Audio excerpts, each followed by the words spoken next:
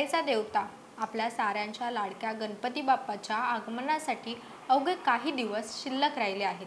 त्यामुळे सगळीकडे बाप्पाच्या आगमनासाठी जय्यत तयारी सुरू आहे। गणेश चतुर्थीच्या दिवशी गणपती बाप्पा मोरयाच्या गजरात श्री गणेशाला घरी आणलं जातं। त्याची प्राणप्रतिष्ठा पूजा आरती केली जाते।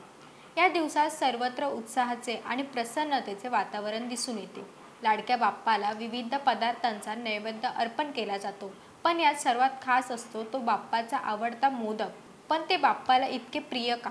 नैवेद्यात मोदकाचं अर्पण केलं जातं, यामागची मान्यता काय, जाणून घेऊया सविस्तरपणे। नमस्कार, मी मयुरी आणि आपण पाहतात मुंबई आउटलुक। लाडक्या गणरायाला नैवेद्य म्हणून मोदक देण्यामागे एक दंतकथा सांगितली आहे। गणपती बाप्पाशी परशुरामाने युद्ध केले होते। या युद्धादरम्यान बाप्पांचा एक दात तुटला। दात तुटल्याने बाप्पांना पदार्थ खाताना अडचण होत होती। दात तुटल्याने प्रचंड त्रासही होत होता। ही सर्व परिस्थिती पाहता अनेक देवदेवतांनी गणरायाला खाण्यासाठी काय देता येईल याचा विचार केला। विचार करता करता त्यांच्यासाठी मोदक तयार करण्याची युक्ती सुचली, कारण मोदक मऊ असतो, त्यामुळे बाप्पासाठी मोदक तयार करण्यात आले। या मोदकाचा स्वाद बाप्पाला प्रचंड आवडला आणि यानंतर गणरायाला मोदक अधिक प्रिय झाले, अशी मोदकाच्या मागची दंतकथा सांगितली जाते। बाप्पाला 21 मोदकांचा नैवेद्य अर्पण करण्यामागे कारण आहे। आपल्याकडे 21 मातृदेवता आहेत, त्यात श्री गणेश ही मातृभक्त आहेत, त्यामुळे श्री गणेशाला 21 मोदकांचा नैवेद्य अर्पण केला जात असल्याचं सांगितलं जातं। यासह देवपूजेत श्रीफळ म्हणजे नारळाला विशेष महत्त्व आहे।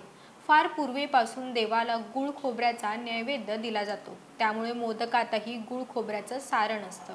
याशिवाय आणखी एक कथा सांगितली जाते। त्यानुसार एकदा पार्वती देवी, भगवान शिव आणि भगवान श्री गणेश जंगलात अत्री ऋषींच्या घरी गेले।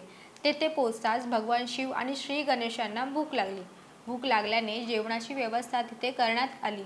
जेवणानंतर शिव पार्वतीचे पोट भरले, पण बाप्पाचे भरले नव्हते। बाप्पाचे पोट भरत नसल्याने अनुसयाने त्यांना आणखी एक खाण्यास विविध पदार्थ दिले, पण बाप्पाची भूक काही शमेना। यावर उपाय म्हणून अनुसया यांनी गणपतीसाठी मिठाईचा तुकडा घेऊन आणला। हा तुकडा खाता श्री गणेशांना 21 वेळा ढेकर दिला। यानंतर पार्वती देवीने अनुसया यांना त्या पदार्थाबद्दल विचारले। यावर या पदार्थाचे नाव मोदक असे म्हणून सांगितले। तेव्हापासून मोदक हा श्री गणेशाचा आवडता पदार्थ मानला जाऊ लागला।